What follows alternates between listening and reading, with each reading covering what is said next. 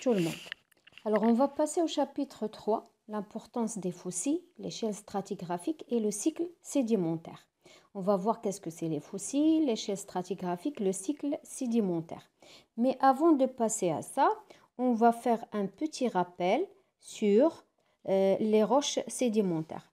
Alors les roches sédimentaires, ce sont des roches qui se forment à travers 4 étapes. La première étape qu'on a vue dans le chapitre précédent, l'érosion, le transport, la sédimentation et la diagénèse.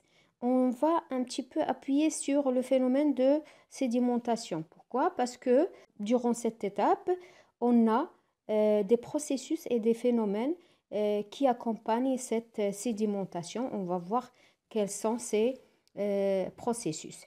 Alors, on va faire un petit rappel sur les roches sédimentaires. Les roches sédimentaires proviennent des sédiments. Donc, des sédiments. Au cours de la formation de ces roches, il y a des processus et des phénomènes qui accompagnent cette formation.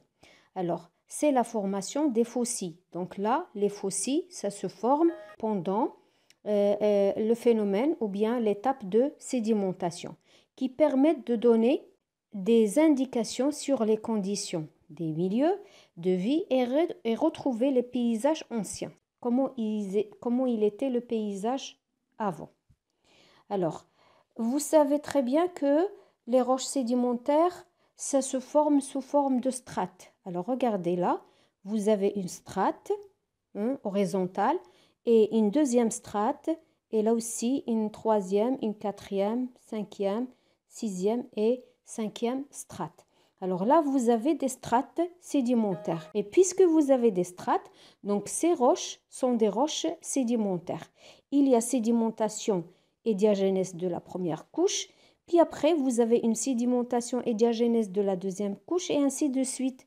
Et c'est comme ça qu'on obtient ce genre de paysages qui sont sous forme de strates. Voilà, c'est une strate, etc.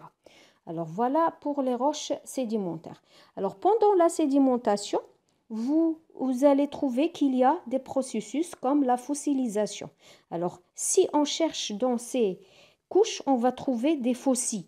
Mais qu'est-ce que c'est un fossile? C'est ce qu'on va voir. Et qu'est-ce que c'est la fossilisation? Alors les questions qui seront traitées dans cette leçon, c'est qu'est-ce que c'est? Qu'est-ce qu'un fossile? Et comment il se forme. Donc, comment il se forme, c'est-à-dire on va parler du phénomène de la fossilisation. La deuxième question qui va être aussi traitée, quelle est l'importance des fossiles dans la détermination du milieu ancien, c'est-à-dire savoir est-ce que c'est un milieu terrestre, est-ce que c'est un milieu marin profond, peu profond, etc. Et aussi la datation des couches sédimentaires. On va voir que les fossiles, ça va nous aider à dater la couche sédimentaire où il a été trouvé. D'accord? On va donner des exemples plus tard. Comment les fossiles sont utilisés pour établir l'échelle stratigraphique? On va voir aussi qu'est-ce que c'est une échelle stratigraphique et les fossiles, quel est leur rôle dans l'établissement ou bien dans la réalisation d'une échelle stratigraphique. Puis après, on va voir comment reconnaître le cycle sédimentaire, qu'est-ce que c'est un cycle sédimentaire et comment sur terrain on peut savoir qu'on a un cycle sédimentaire. Alors, on va commencer par la première question. On va traiter la première question, c'est-à-dire les fossiles et la fossilisation. Donc, qu'est-ce que c'est les fossiles? Je vais donner des exemples. Bien sûr, il n'y en a pas seulement ces 3, mais il y en a beaucoup. Donc, on va se contenter de ces 3 exemples. Là, j'ai un fossile, c'est la trilobite. Vous voyez, ça devient une roche. Normalement, c'est une roche. Alors, la roche qui a pris la forme de cet animal. Alors là, j'ai un animal marin qui a vécu pendant l'ère primaire. Donc, ça fait des milliers et des millions d'années. Donc, ça s'appelle un trilobite. Pourquoi ça s'appelle un trilobite? Tri, ça veut dire 3. Lobite, ça veut dire lobe. Alors, on a 3 lobes. Donc là, vous avez 3 lobes. C'est pour ça qu'on appelle cet animal la trilobite. La trilobite est un fossile qui a vécu pendant l'ère primaire. Ça veut dire il est disparu, il n'existe plus maintenant. Puis après, vous avez ce qu'on appelle l'ammonite. Ça aussi, c'est un fossile qui a vécu pendant l'ère secondaire. On va voir d'autres exemples dans l'ère secondaire. Alors là, vous avez l'ammonite. L'ammonite aussi, c'est un animal marin. Puis après, vous avez là une fougère. Mais ce n'est pas une fougère, ce sont des traces ou des empreintes de fougère. La fougère, c'est un végétal qui a vécu depuis le primaire jusqu'à quaternaire, c'est-à-dire jusqu'à l'ère actuelle. On est dans le quaternaire, donc c'est l'ère actuelle. Donc cette plante existe encore. Mais on peut trouver des empreintes sur des roches. Là, c'est une roche. Et là, ce sont des empreintes de cette fougère. Voilà, ce sont des exemples. Alors, je vais donner une définition des fossiles. Les fossiles sont les restes ou empreintes. Ça pourrait être des restes ou seulement des empreintes, comme par exemple les empreintes des pattes des dinosaures, etc. Alors, ou des empreintes d'êtres vivants, que ce soit animal ou végétal, ayant vécu dans le passé et conservés dans des roches sédimentaires. Donc, les fossiles, ça se forme pendant le phénomène de la sédimentation. Ces restes forment des parties dures de l'être vivant, les coquilles, les dents, les os, etc., les cornes, etc., qui résistent mieux à la décomposition. Vous savez qu'un être vivant est composé de matière organique, donc la matière organique qui peut se décomposer facilement. Et qu'est-ce qui reste? Il reste les parties qui sont dures. Et pourquoi ces parties sont dures? Parce qu'ils sont riches en matière minérale, en minéraux. Donc c'est pour ça qu'elles sont dures. Alors ces parties-là, comme les coquilles, les dents, les os, les squelettes, etc., les cornes, sont des parties qui ne se décomposent pas facilement. D'accord? C'est pour ça qu'il peut rester dans les sédiments et ces restes, ou bien ces parties vont prendre les sédiments vont prendre la forme de ces parties et puis on obtient un fossile. Alors, c'est quoi la fossilisation? C'est le phénomène de la formation des fossiles. Alors, les cadavres, c'est-à-dire les êtres vivants morts, que ce soit des animaux ou des végétaux, disparaissent rapidement de façon complète parce qu'ils se décomposent. Alors, pour qu'il y ait fossilisation, il faut que le cadavre s'enfouisse vite dans les sédiments. Parce que s'il reste à la surface, le cadavre, il va se décomposer, que ce soit la matière organique ou la matière dure ou bien les os, etc. Ça va disparaître s'il reste sur la surface. Mais pour qu'il y ait le phénomène de fossilisation, il faut que le cadavre soit enfoui dans des sédiments qui sont fins. Pourquoi fins? Parce que si c'était gros, si c'est gros, il va y avoir une décomposition. Alors, des sédiments fins avant qu'ils soient décomposés. Les restes durs, comme les os, les dents, les cornes, les coquilles, etc., peut résister à cette décomposition. Mais avec le temps, bien sûr, cette matière va être dissoute aussi. Ils vont donner des empreintes. Voilà, c'est le phénomène de la fossilisation. Alors, la fossilisation, c'est quoi? Définition, c'est l'ensemble de processus qui permet la conservation totale ou partielle des organismes. On obtient alors 3 types de fossilisation. Fossilisation totale, comme le mammouth dans la gelée. Donc le mammouth est un animal qui a été trouvé en Sibérie, dans la gelée. Alors, puis après, on trouve un deuxième exemple, les insectes qui ont été trouvés emprisonnés dans la résine, ou bien l'ambre. La résine, c'est quoi? La résine, c'est une substance qui est sécrétée par les arbres comme les conifères et ces conifères et cette résine qui est liquide va se transformer en solide après avoir emprisonné des insectes. Voilà le mammouth. Donc c'est un animal qui ressemble à un éléphant. Et voilà les insectes qui sont emprisonnés dans la résine. Là, c'est une résine, ou ce qu'on appelle l'ambre. Et là, vous voyez des insectes. Alors, cette résine, quand elle est liquide, il va capter ces insectes et après, il va se solidifier pour donner ce genre de fossilisation. Là, c'est pourquoi fossilisation totale? Parce que l'animal a été conservé totalement, c'est-à-dire avec la peau, la chair, les os, etc. Donc, il n'y a pas juste des parties. Donc, c'est une fossilisation totale. Maintenant, on va passer à la fossilisation partielle. C'est quoi la fossilisation partielle? C'est une partie qui a été conservée. Alors, la matière organique disparaît. Les parties riches en minéraux, en sels minéraux, résistent comme les os, les dents, les cornes, les coquilles, etc.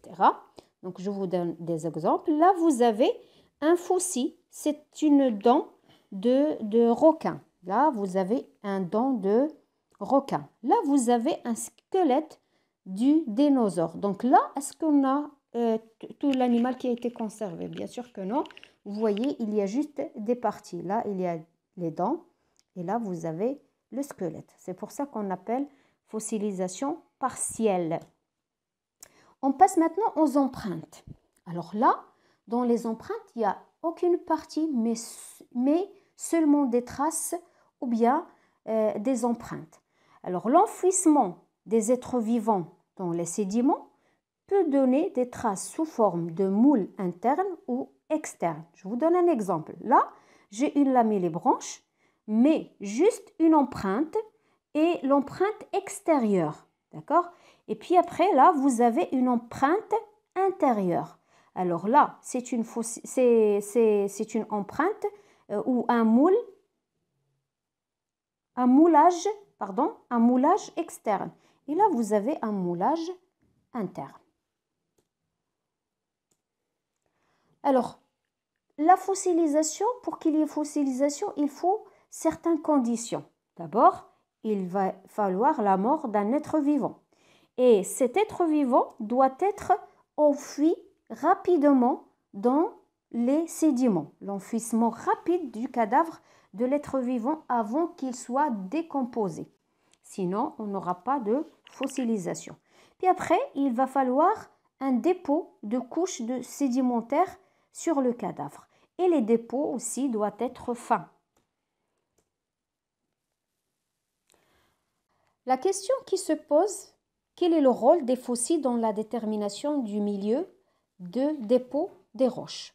Alors, on va voir quelle est la relation entre les fossiles et la détermination du milieu. Quand je dis détermination du milieu, ça veut dire, c'est quoi le milieu? C'est un milieu terrestre, c'est un milieu marin profond, peu profond, etc. Alors, les fossiles sont répartis en deux groupes. Le premier groupe, ça s'appelle les fossiles de faciès. Donc, les fossiles de faciès. Et on a un autre type, un deuxième groupe, les fossiles stratigraphiques. Je vais commencer par les fossiles de faciès. Alors, ce sont des fossiles qui permettent la détermination des milieux de dépôt ou les milieux de sédimentation. Ils sont caractérisés par quoi? Par une longue répartition temporelle, c'est-à-dire ce sont des fossiles qui ont vécu pendant plusieurs millions d'années, d'accord? Donc une durée de vie qui est très longue. Ils ont une répartition géographique limitée, ça veut dire ils ont vécu dans un petit espace, pas dans un grand espace. Comme par exemple la fougère, c'est un fossile de faciès. Pourquoi? Parce qu'il a vécu depuis le primaire jusqu'à maintenant. Donc, il existe encore. Et aussi, il existe seulement dans les zones humides. Ça n'existe pas partout.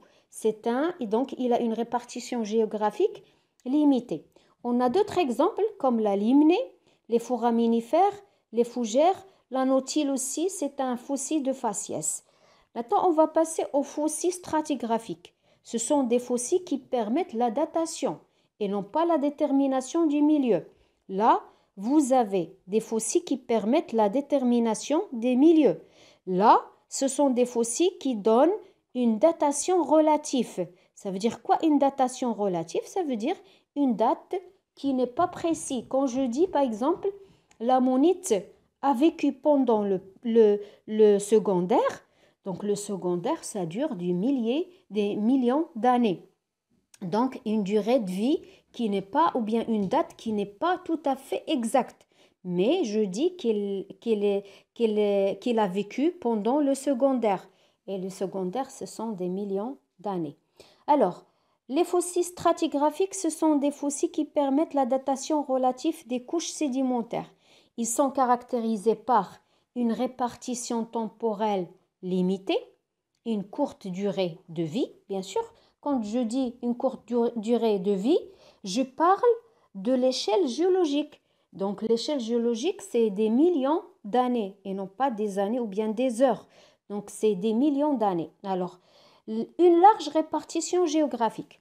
La monite, vous allez trouver en Europe, vous allez trouver aussi dans l'Afrique, etc., en Amérique aussi. Donc ils ont une répartition géographique large. Donc on peut les trouver partout. Donc, la différence entre les deux fossiles, c'est que le premier fossile de faciès, il ne permet pas une datation relative.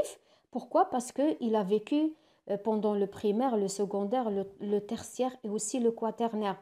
Donc, une très longue durée de vie. Alors que, par exemple, l'ammonite, il a vécu pendant un ère précis qui est le secondaire. La même chose pour la trilobite, qui a vécu pendant le primaire, et l'ammonite pendant le secondaire et la numélite pendant l'ère tertiaire.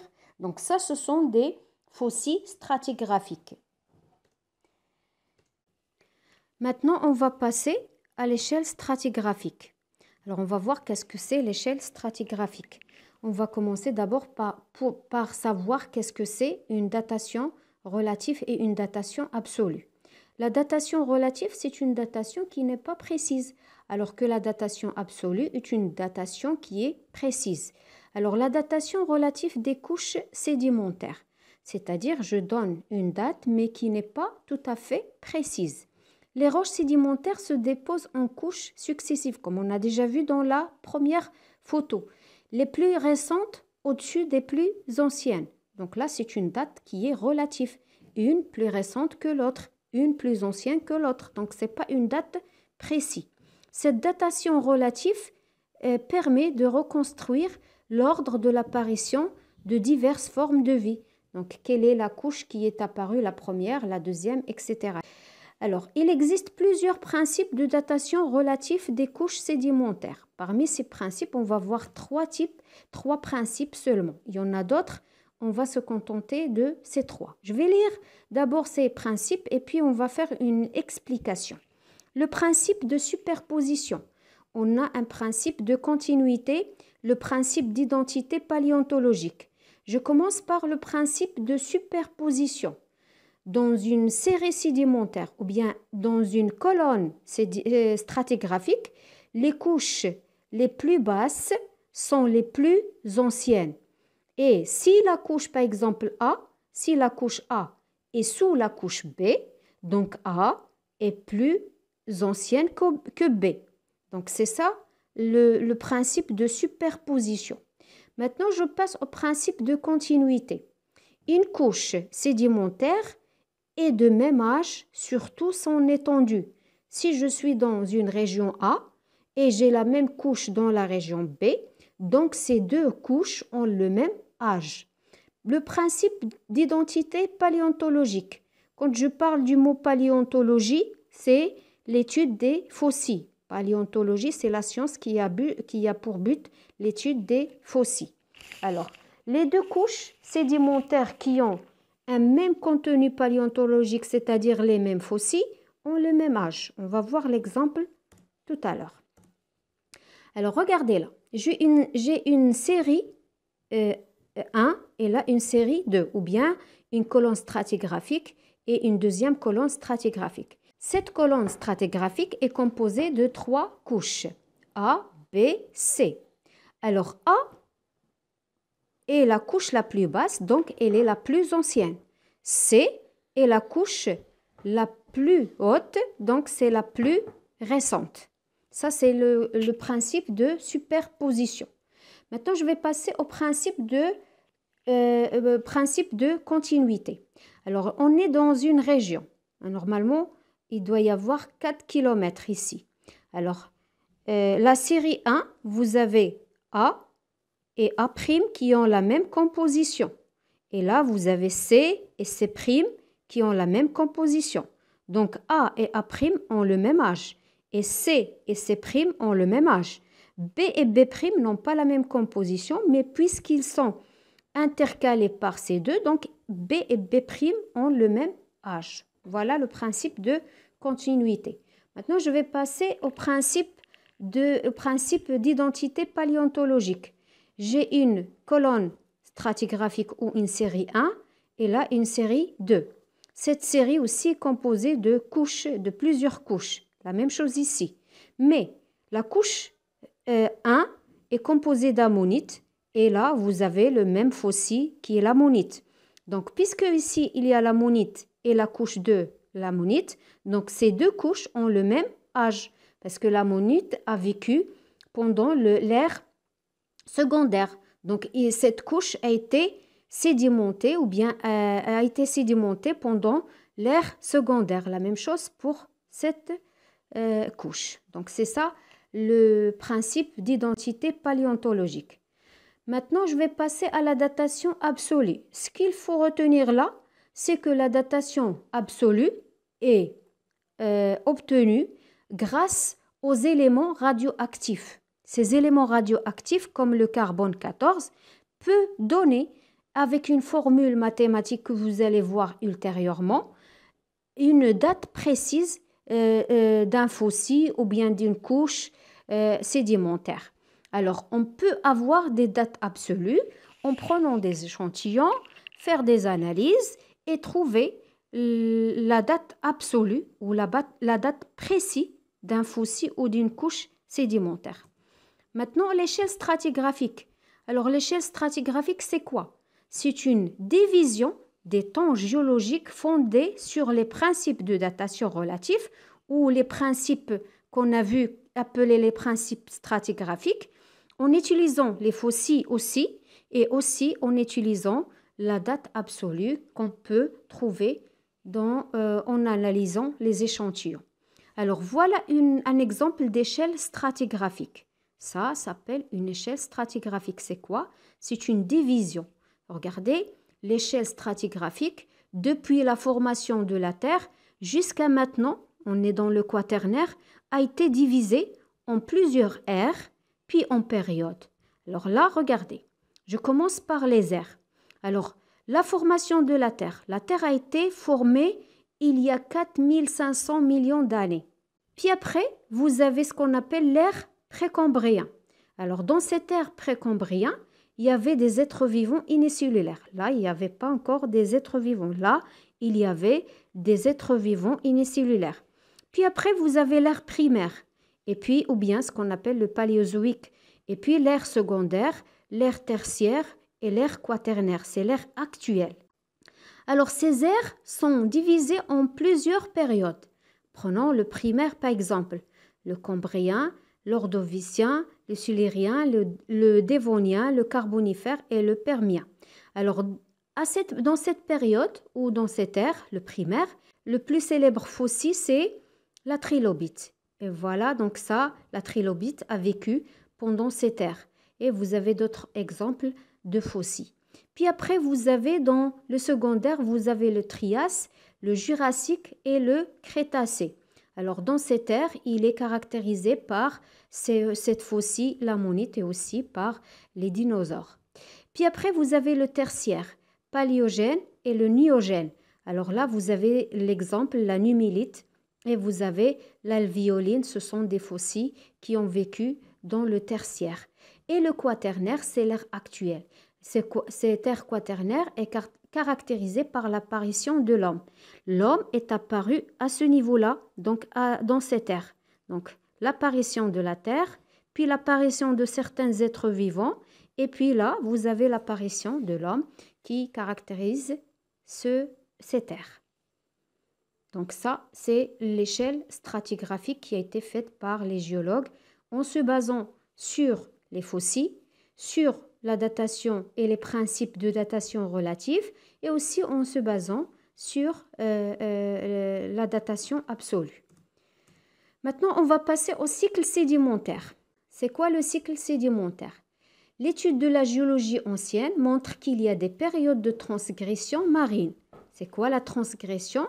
C'est l'avancée de la mer sur une marge continentale. Donc la mer dépasse le continent. Et une période de régression. C'est-à-dire quoi la régression marine? C'est-à-dire il y a le contraire, retrait de la mer. On va voir le document, vous allez bien comprendre. Alors vous avez là une carte du Maroc pendant le Jurassique inférieur.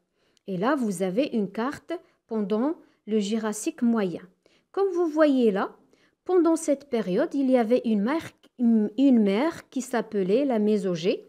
Cette Mésogée, c'est une mer qui existait à ce niveau-là. Et aussi là, vous avez une mer dans la région de Safi-Khribga. Donc, bien sûr, il n'existe plus cette mer à ce niveau-là. Donc, il y avait transgression ici. À ce niveau-là, il y a une transgression. Et à ce niveau-là aussi, vous avez une transgression. Alors, pendant le Jurassique moyen, cette transgression a continué jusqu'à l'arrivée dans cette zone. Alors là, vous avez une mer, la Mésogée, qui était dans cette région du Maroc et il n'existe plus.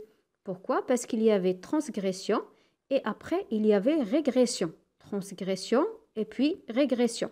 La même chose ici, transgression puis régression. Actuellement, cette zone est continentale. La même chose ici. Actuellement, elle est continentale. Alors, comment savoir qu'on a une transgression et régression? Alors là, regardez. J'ai une série géologique ou bien une colonne stratigraphique qui a été faite dans la région de Oued Bourgreg.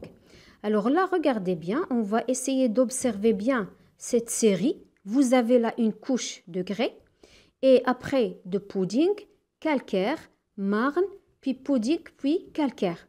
Mais normalement, les contacts des deux couches doivent être horizontaux. Comme vous voyez là, c'est horizontal. Là aussi, c'est horizontal. Mais là, à ce niveau-là et à ce niveau-là, vous avez des contacts qui sont anormaux.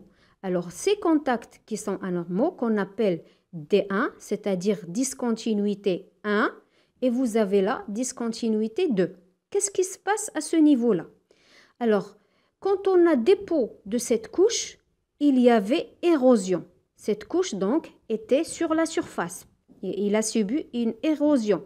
C'est pour ça qu'on a eu des ondulations, comme vous le voyez, donc des contacts anormaux, ou bien ce qu'on appelle discontinuité 1. Puis après, vous avez dépôt de la couche du pudding, puis du calcaire. Comme vous voyez là, il n'y a pas d'érosion. Donc là, ce sont des contacts normaux. Et là aussi, c'est un contact normal. Là, vous avez la couche du marne et là, vous avez un contact anormal. Pourquoi? Parce que cette couche était sur la surface et il a subi une érosion à ce niveau-là. Et puis après, il y avait dépôt du pudding puis du calcaire. Alors ça, c'est la discontinuité 2. Alors, de cette discontinuité 1 jusqu'à D2, c'est un cycle sédimentaire. Pourquoi? À ce niveau-là, il y a érosion, donc cette couche était sur la surface, donc il n'y avait pas de mer, donc il y avait régression. Puis après, il y a sédimentation de ces trois couches, pudding, calcaire, marne. Donc là, il y avait transgression. Là, il y a une transgression de la mer. Là, à ce niveau, il y a une régression. Quand il y a une régression, il y a la couche qui est sur la surface. Donc, il y a érosion. Alors, jusqu'à ce que j'arrive à D2, discontinuité 2. Donc là, il y a une régression de la mer, donc une discontinuité 2. Donc, tout ça, c'est une transgression. Là, régression, transgression, puis régression. Et tout ça, ça forme ce qu'on appelle un cycle sédimentaire. Alors, D1, c'est-à-dire discontinuité 1 et D2, discontinuité 2, sont des contacts anormaux entre les couches sédimentaires. Les couches qui se situent sous D1 et D2 sont affleurées et érodées et ensuite, il y a dépôt des couches suivantes. Donc, d'après D1, Donc après D1, il y avait transgression et dépôt des 3 couches, le pudding, le calcaire et le marne. Après, dans D2, il y a régression de la mer et affleurement de la couche du marne qui va subir une érosion. Et tout ça, ça forme un cycle sédimentaire. Alors, un cycle sédimentaire est une période qui sépare le début d'une transgression et la fin d'une régression. Merci.